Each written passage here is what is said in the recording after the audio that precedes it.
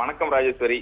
கேரளா மாநிலம் மற்றும் வயநாடு, கர்நாடகா மாநிலத்தில் உள்ள குடகு பகுதிகளில் தென்மேற்கு பருவமழை தீவிரமடைந்துள்ளது. கர்நாடகா மாநிலம் குடகு, மைசூர், மாண்டியா, உத்தரகாண்ட் உள்ளிட்ட பகுதிகளில் கடந்த 14ஆம் தேதி முதல் பரவலாக கனமழை பெய்து வருகிறது.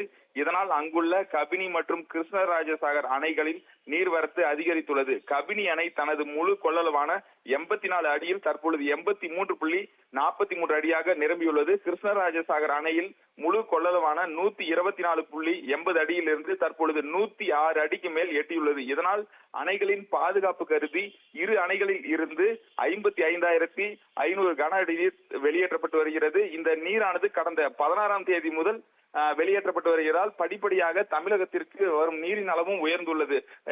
ஒகேனக்கல் மற்றும் பிலிகுண்டுலு பகுதிகளுக்கு வந்தடைந்த நீரின் காரணமாக ஒகேனக்கல் பகுதியில் தற்பொழுது ஆர்ப்பரித்து கொட்டும் நீரின் காரணமாக சுற்றுலா பயணிகளுக்கு குளிக்கவும் அதாவது விசைப்படகு இயக்கவும் மாவட்ட ஆட்சியர் தடை விதித்துள்ளார். தொடர்ந்து இந்த நீரானது மேட்டூர் அணைக்கு வர தொடங்கியுள்ளது. மேட்டூர் அணையின் நீர் மட்டம் தற்பொழுது படிப்படியாக உயர்ந்துள்ளது. இன்று 21,520 கனஅடியிலிருந்து தற்பொழுது 23,989 கனஅடியாக நீர்வரத்து அதிகரித்துள்ளது. அதாவது மேலும் அணையிலிருந்து குடிநீர் தேவைக்காக 1000 கன நீர் வெளியேற்றப்பட்டு வருகிறது. கடந்த 16ஆம் தேதி மேட்டூர் அணையின் நீர் மட்டம் 44.62 அடியாக இருந்த நிலையில் தற்பொழுது 5 தினங்களில் 50 அடியாக உயர்ந்துள்ளது.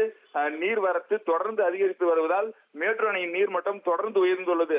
தற்பொழுது 47.78 அடியிலிருந்து 50.3 அடியாக மேட்டூர் அணை நீர்மட்டம் உயர்ந்துள்ளது.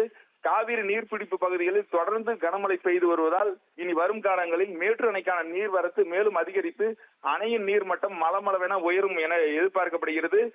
மேட்டூர் அணையின் நீர்மட்டம் உயர்ந்து வருவதால் விவசாயிகள் தற்பொழுது மகிழ்ச்சி அடைந்துள்ளனர். ராஜேஸ்வரி. ஆனந்த்.